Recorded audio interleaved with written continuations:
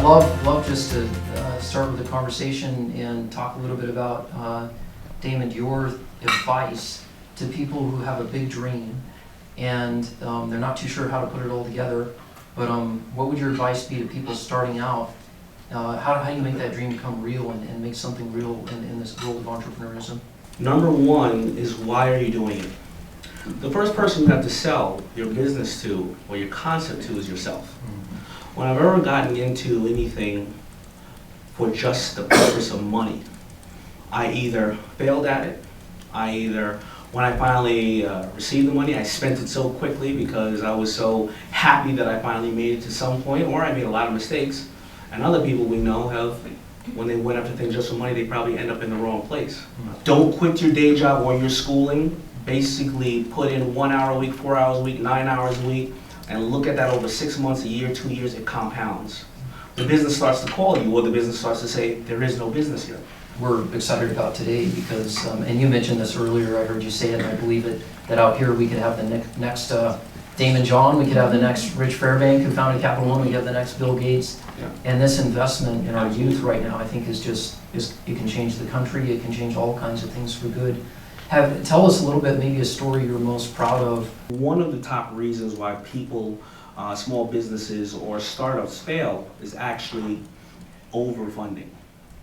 It's actually the fact that I have a concept and I need to raise $100,000 for this concept, and with the $100,000 I'm going to give somebody 20% of my company. Now let's look at the scenarios.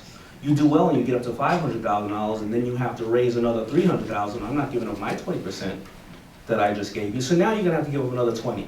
Then you gotta go and raise more capital, and now you gotta give up another 20. Before you know it, you're working for the investors, you lose passion.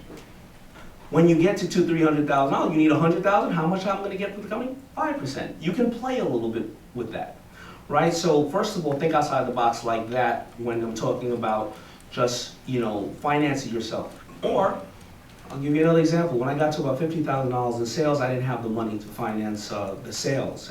So what I did was, I went over to a screen printer, and the screen printer charged me about $6 for a fully assembled shirt. I said, do me a favor, charge me $7.50. And I went over to the store and I said, you write the check directly to the screen printer, and the screen printer you ship directly to the store. The store was happy because they were dealing with the screen printer, because if you'd have gave me $50,000 at that time, you would have never seen me again. The screen printer was happy because they were getting orders directly from the store. And I was happy, and they were getting $1.50 more on the shirt, and I was happy because I had to give up $0. I'd love to hear your thoughts on, with the world changing in the face of digital, how's that changing you as an entrepreneur? And what would your advice be to people in the context of this digital revolution? Well, the more things change, the more things stay the same. So we look at the things that haven't changed. The fundamentals of business have not changed no matter what, right? Because again, I always say you're never going to create anything new. You're just going to create another form of delivery, or you're going to find another customer base for it. The fundamentals are still there. Research, mentorship, failure, affordable steps, proof of concept. Yes, it's being shortened. But when I started FUBU, when I sold you a shirt, I had to find you the next day to sell you another shirt, right? No matter where you were, right? And I knew that nobody would ever get up before me or go to sleep after me, ever. That was my advantage to people. Today, you have to be as diligent, and you have to be like Capital One, trying to stay on the cutting edge, because unfortunately today, everybody can open up a business in 10 minutes.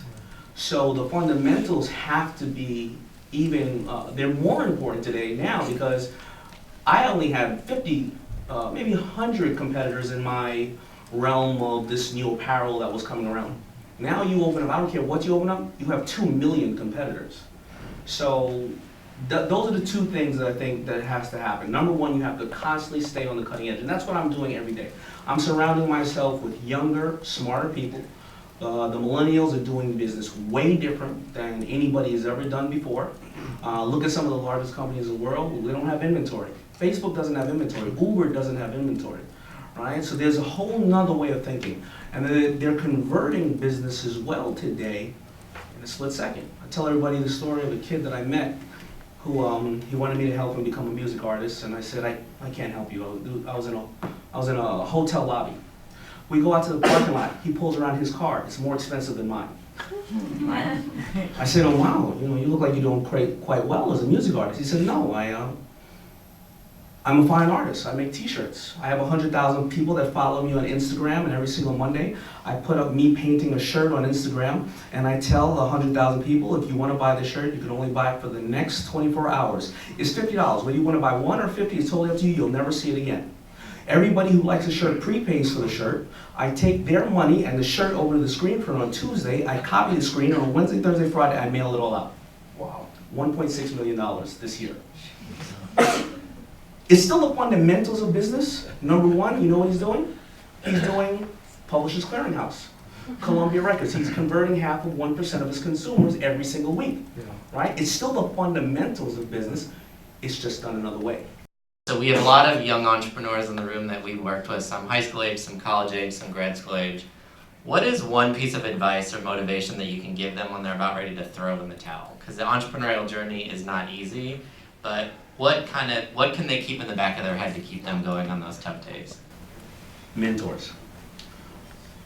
Life is a series of mentors, and mentors don't need to be the people like me who may be on a public stage or not. My first mentor outside of my mother, then then the school teachers, who dedicate themselves to our kids, was a man named Tim. He ran a little grocery store in my neighborhood. And Tim would let me go and work at the grocery store and sweep up and do things. And I would see how he would treat customers. I would see him dealing with the books. I would see the fact that he was the first person in the office and the last person to leave. I saw that he was a pillar to the community. And he taught me that, a couple of the small keys that later on I would realize what he was teaching me in business. And whether you're somebody like Tim who runs a little corner store, or whether you're the president of Apple, it takes the same amount of energy to run those companies. And I would say that life is a series of mentors. If you were a kid, or adult too.